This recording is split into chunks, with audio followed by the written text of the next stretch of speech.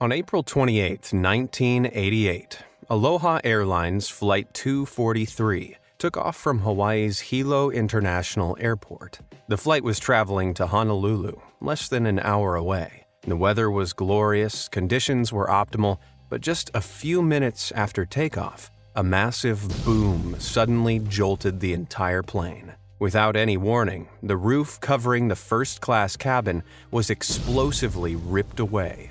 Passengers and flight crew panicked. Would they be sucked out into the big blue sky? Would they be able to make an emergency landing? Would the rest of the plane break apart at any minute? If you want to find out what happened, stay tuned as we take off into this terrifying story and many more like it. Aboard Flight 243 on that fateful day were 89 passengers and 6 crew members, including Captain Robert Schornsteimer and First Officer Madeline Tompkins. Together, they had more than 10,000 hours of flight experience with this model of aircraft, the Boeing 737. The plane was 19 years old, about 10 years from the end of its expected lifespan, and earlier that day, it had made 3 round-trip flights from Honolulu to Hilo, Maui, and Kauai. Nothing unusual was noted in the pre-departure inspection, and the plane had recently passed a Boeing service bulletin and an airworthiness directive by 2 separate inspectors. On paper, the aircraft was in top condition and ready to go. However, as one passenger was getting on, she looked out over the boarding bridge and noticed a crack in the aircraft's fuselage, about halfway between the aircraft door and the bridge hood. She assumed the staff must have known about it and so said nothing to any ground crew or personnel. After all pre-flight checks were cleared, the plane took off without incident. The aircraft began its ascent, climbing up further and further with passengers still being shown the seatbelt on signs. As the pilots started leveling off the plane at around 24,000 feet, that's when they heard it. A boom, a huge cacophonous eruption followed by the rushing sound of wind. First Officer Tompkins' head was flung back and she saw pieces of debris like insulation foam floating around in the cockpit. It was then that the pilots looked back and noticed the entry door to the cockpit was missing. But where the first-class ceiling should have been, all they could see now was blue sky. Out in first class, passengers were clinging to their seats, utterly terrified. They'd witnessed a small section of the left-hand side of the plane suddenly rupture, which had led to explosive decompression of the cabin and 300-mile-per-hour winds ripping off the roof. Now, aircraft have cabin air systems that control pressurization, airflow, and temperature. The higher up in the atmosphere a plane flies, the less oxygen there is and the colder it gets. So these systems are critical to ensure passengers don't suffocate or freeze on their flight. When explosive decompression happens, though, these systems stop working, which is why on passenger planes, oxygen masks drop from the ceiling. However, on Flight 243, an 18-foot section of the roof and sides of the plane had been torn off above the passenger's head, along with their oxygen masks. They were, thankfully, still strapped into their seats, but the cabin crew that had been standing there had to cling on to anything they could to prevent being swept off their feet. But tragically, one didn't make it in time. Number 1 attendant, Clarabelle Lansing, was immediately swept out of the hole that appeared in the left side of the aircraft. Number 2 attendant, Michelle Honda, was thrown to the ground, but managed to crawl up and down the aisle to check on the passengers and try to keep them calm. With the cockpit still mostly intact, the pilots donned their own oxygen masks. They realized quickly that all of their controls felt loose. The plane was rolling left and right, threatening to drop out of the sky any second. Tompkins turned their transponder into an emergency code to notify Honolulu that they needed to make an emergency landing in nearby Maui. But the noise of the cockpit was so loud, none of her transmissions could be heard. The pilots couldn't communicate with the flight attendants or even hear one another, and so, resorting to hand signals, they began an emergency descent. Wasting no time, they dropped fast, at one point plummeting down at more than 4,100 feet per minute. The ideal rate of descent in passenger jets traveling above 10,000 feet is around 3,000 feet per minute. to prevent a steep or uncontrollable drop. But considering Flight 243's already uncontrollable situation, they just needed to get on the ground as fast as possible. Eventually, they dropped below 14,000 feet. Tompkins was able to reach Maui's emergency channel and requested an emergency landing, along with medical equipment for what she assumed would be a lot of casualties and fatalities. Maui began preparations at Kahului Airport as the passengers in first class began to suffocate from the lack of oxygen. When they made it below 10,000 feet, Captain Schornsteimer slowed the aircraft down in accordance with air traffic control speed limitations. At this height, they could at least breathe and began to gradually turn the plane towards the runway. As he slowed down to 170 knots, about 195 miles per hour, he noticed the plane became less responsive. To land, he needed to be going at least 130 knots, around 50 miles per hour slower, but he had no choice. It was either slow down and lose control of the plane in the air or make it to the runway and risk crashing in a super speedy landing. A breakneck 170 knots it was. He ordered Tompkins to lower the landing gear. The main gear light flashed green, but one extension light wasn't green. The nose gear wasn't down. They manually overrode the computer to drop it, but the light refused to illuminate. They tried it one more time and pulled the override handle down, but the light still wasn't on. Usually they'd be able to check if it was down through a viewer, but it was blocked, and instead of wasting time trying to clear it, the captain insisted on landing the plane immediately. If he was wrong, and the front landing gear wasn't actually down, they were going to hit the tarmac at almost 200 miles per hour without anything to stabilize the front of the plane. It'd be a guaranteed crash, but they had no choice but to pray. Thankfully, those landing gear indicator lights turned out to be malfunctioning. The nose gear was indeed down, and 13 minutes after the explosive decompression, Schornsteimer and Tompkins hit the runway and successfully landed. What greeted the emergency services at Kahului Airport made everyone's jaws drop.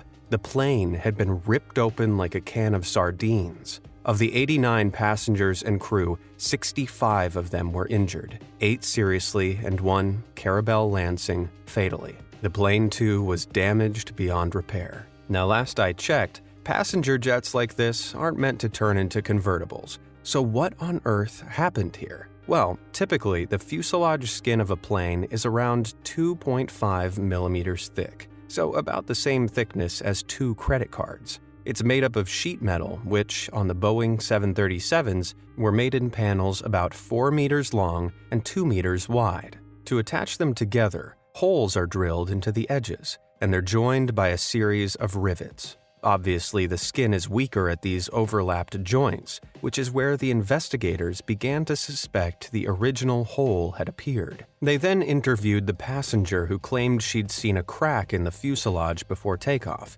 The area she pointed out was the exact same area investigators believed the original hole appeared before the high winds ripped off the rest of the roof. So how had not one, but 2 separate inspectors missed this crack? It turned out, to keep the cost of inspecting older Boeing aircraft down, the Federal Aviation Administration only made fuselage inspections mandatory along the 2 most critical joints. Inspections of the other joints fell to the discretion of each airline. Despite the aircraft having operated for 35,496 hours, or 4 years, in a salty and highly corrosive oversea environment, Aloha Airlines hadn't thought it necessary to inspect every last joint. It was this combination of maintenance complacency that ultimately led to Flight 243's terrifying ordeal. It was such a catastrophic failure of maintenance standards that U.S. regulators overhauled the inspection process of all older aircraft in their service. The Airworthiness Assurance Task Force was established. Mandatory corrosion control programs were developed, and if a defect was found on one plane, an entire fleet reinspection could be ordered. It was a huge, expensive undertaking, but one that was too late for Clarabelle Lansing. Sadly, her body was never found, but it could have been worse. were it not for the incredibly brave actions of the crew. They were rightfully hailed as heroes. However, they wouldn't be the last crew to live through something so scary because of bad maintenance practices. Before we take a look at another incredible story that I'd argue is even more shocking, be sure to hit those like and subscribe buttons down below. All done? Then brace yourself, because I promise you're not going to believe this next story. British Airways Flight 5390. On June 10, 1990, a British Airways flight traveling from Birmingham to Malaga set off with 81 passengers and 6 crew on board a BAC-111 aircraft. Co-pilot Alastair Acheson and Captain Timothy Lancaster were experienced airmen who'd clocked up almost 2,200 hours of flight time on BA-111s and had no issues during takeoff. At 17,000 feet, they loosened their belts and informed the cabin crew they could prepare for meal service. Air steward Nigel Ogden entered the cockpit 27 minutes into the flight to ask what the pilots wanted for breakfast. But then, without any warning, the unimaginable happened. 2 of the left-hand side cockpit windscreen panels suddenly blew out, and rapid decompression rocked the plane. Every loose object that wasn't strapped down was sent hurtling through the cockpit, including Captain Lancaster. His body was horrifyingly sucked out of the plane head first, but his feet were caught on the control column. The explosion had also ripped the cockpit door off its hinges and smashed it into the center console, blocking essential instruments. Because the captain's feet had dragged the control column forward, the plane's autopilot disconnected, and the aircraft dropped down into a nosedive. Without a second to lose, Air Steward Ogden leapt forward and grabbed the captain's waist, just in time to stop him from being pulled all the way out. As the pressure equalized, the wind began roaring back in, causing a tornado of debris in the cockpit and pinning Captain Lancaster against the top of the fuselage. Ogden held onto the captain for dear life, but co-pilot Acheson couldn't reach the essential controls. As the plane dived down, he sent out a mayday call, but over the roaring wind he couldn't tell if the controllers had heard him. The plane began to plummet through some of the busiest airspace in the country. 2 more flight attendants fought their way into the cockpit, grabbing onto the captain and stamping on the door to unblock the essential systems. By this point, Ogden was suffering from a lack of oxygen, frostbite from the freezing 350-mile-per-hour winds, and felt like his arms were about to be ripped off. Unable to hold the captain any longer, the 2 other air stewards grabbed hold of the captain's feet. As they did, the co-pilot regained control of the plane and pulled up to make a slower descent. Captain Lancaster's body began to slide down to the left of the plane, leaving his face plastered against the window. Inside the cockpit, everyone's heart sank. He didn't look like he'd made it. They briefly contemplated letting his body go, but Ogden shot the idea down immediately on principle. There was also a chance that he'd be sucked into one of the engines, potentially bringing the entire plane down. Then, Acheson began the unenviable task of bringing down a 2-pilot jet all by himself. The charts and checklists had also been blown out of the cockpit. It just couldn't get any worse. He managed to contact air traffic control, who directed him to Southampton Airport, an airport he was completely unfamiliar with. Relying on the controller alone, without his charts, checklists, or captain, he guided the aircraft down and somehow made a safe emergency landing. The 81 passengers, having seen their lives flash before their eyes, disembarked without a single reported injury, though it wasn't such a happy story for Captain Lancaster. He'd been battered against the outside of the plane in temperatures as low as -1.4 degrees Fahrenheit for 20 minutes. There was no hope for his survival. And yet, as the paramedics removed his body, he opened his eyes. He was alive. Despite his ordeal, he suffered little more than frostbite, a few bruises, and a couple of minor fractures. After a brief stint in the hospital, he returned to service just 5 months later. It was, in a word, miraculous. Now, I'm no aviation expert, but I'm pretty sure jet plane windscreens aren't meant to pop out like that.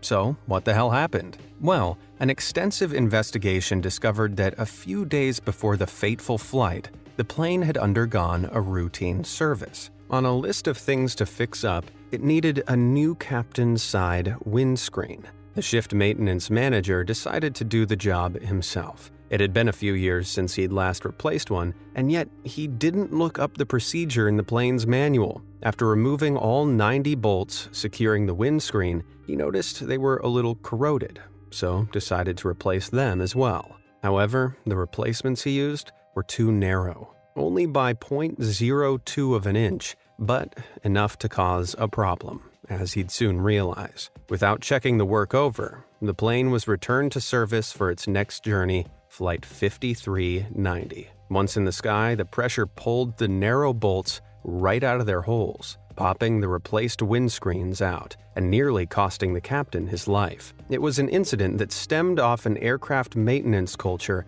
of getting the job done on time, which relied on quick judgment calls and disregarded basic safety violations. As a result of the investigation's findings, sweeping changes were made to the way British Airways maintenance engineers worked. Shift managers were no longer allowed to self-certify their own work. Engineers were to receive periodic retraining, and all were required to recertify their qualifications every few years. This would ensure any unsafe habits picked up were quickly dropped, and that all pilots would be safe knowing that they'd be flying inside their plane instead of on top of it from now on. Delta Flight 1425. It's not just explosive or rapid decompression that can have pilots scrambling to make an emergency landing. On June 8, 2019, Delta Airlines Flight 1425 took off from Atlanta Hartsfield-Jackson International Airport, heading for Baltimore with 148 passengers on board. The 1.5-hour trip took place daily on Delta's McDonnell Douglas MD-88 aircraft, usually without incident, but not today. Shortly after takeoff, a number of passengers heard a loud boom. At first, they thought it might be turbulence, but then they began to smell something odd. It was smoke. Not the kind you smell from a cigarette, but the strong, scary kind from burning metal, and it was slowly filling the cabin.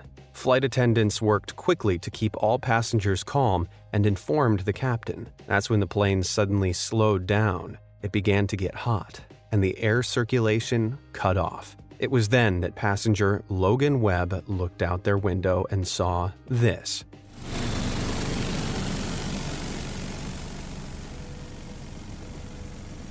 Do you know what that thing dancing around dangerously in the engine is? That's the engine's nose cone.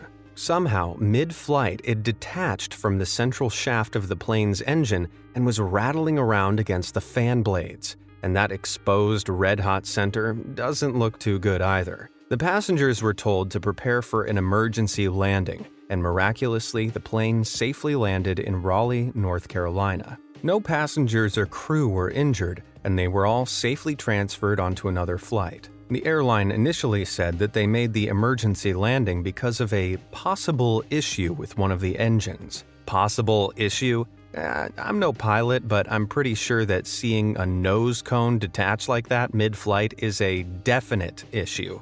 Even so, aviation expert John Cox claimed the plane wasn't in that much danger because all airliners are designed to be able to fly with one inoperative engine.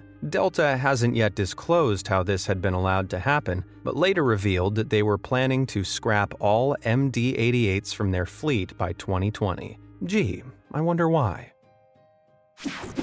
Flybe Flight 1284.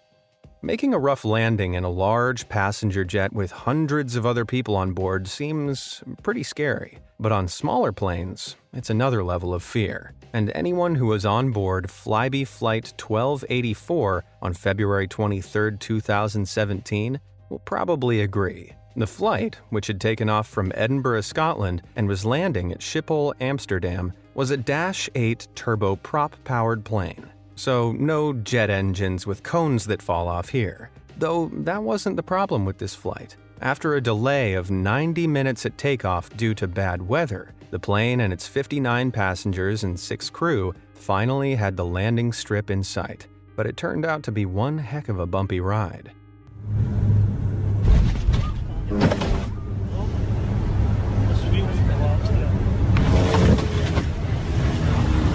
Did you see that? The second the plane touched down, its right side landing gear collapsed. Oh, those passengers were so lucky the blade didn't snap off and fling through the fuselage when it hit the tarmac.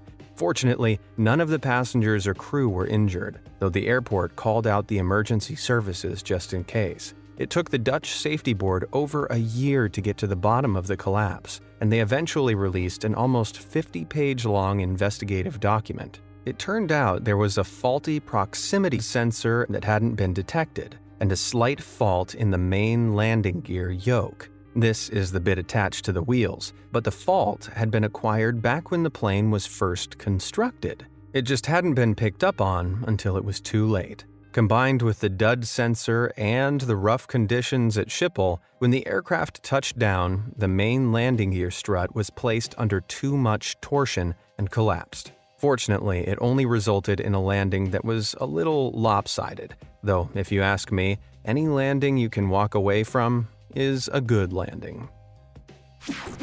Splash landing. Having to make an emergency landing on land in a passenger jet is no easy feat, although having your engine cut out while you're still in the air over the water in an old war relic is arguably way more terrifying. Back in April 2021, Florida's Cocoa Beach Air Show was in full swing.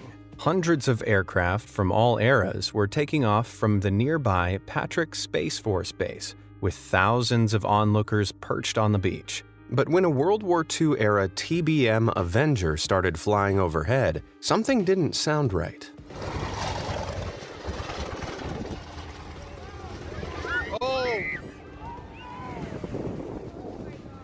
The single-engine plane suffered a sudden mechanical function in its lone engine, forcing it to splash land in the water. Miraculously, no one paddling in the water was hit, and landing luckily in the shallows meant the pilot was at no risk of drowning. They got out okay, but the plane wasn't so fortunate. It was removed from the beach and towed back to the base for what experts estimate to be years of repairs. Better the plane than the pilot, if you ask me. An illicit landing. Now, it's not just mechanical failures that can force planes to make emergency landings. Back in July 2020, a group of guys were traveling around Palyuk in the Mexican state of Quintana Roo when they heard something strange above them.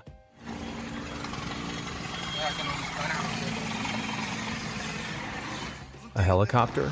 Gunfire? What was going on up there? They kept the camera rolling just in case, which is a good thing, because I don't think anyone would have believed what they saw next without the footage. As they turned onto the highway, they suddenly saw this insane scene. Son balazos, güey, ahí adentro. Son balazos, güey.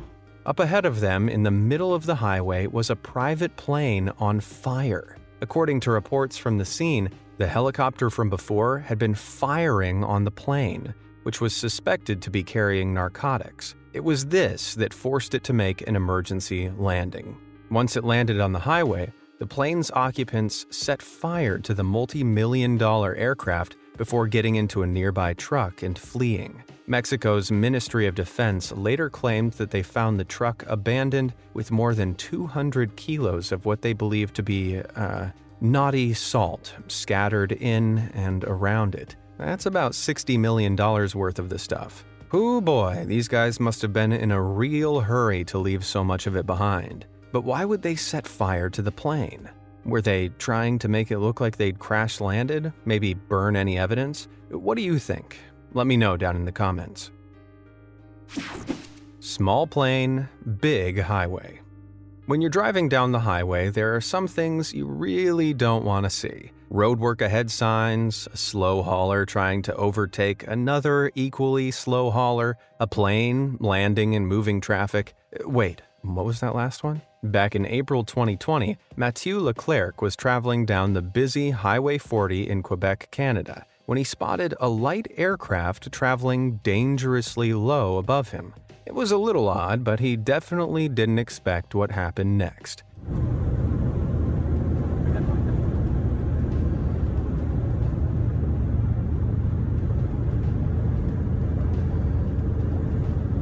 Yep, without warning, the plane dropped down and landed in the middle of moving traffic. Had this pilot forgotten his glasses and confused the highway for the landing strip? Well, it turns out the pilot of this small aircraft had just taken off from a nearby airport when he started having some engine trouble. He tried to make it back, but the problem quickly got worse. He got in touch with the air traffic controller, who suggested he landed on the highway below him. Emergency services were called out, and thankfully, no one was hurt. Might have been a different story if he'd landed in the lanes going the other way. Well, if you didn't have a fear of flying before, I bet you do now. Which of these emergency landings did you think was the most dramatic? And have you ever been involved in one yourself? Let me know down in the comments below, and thanks for watching.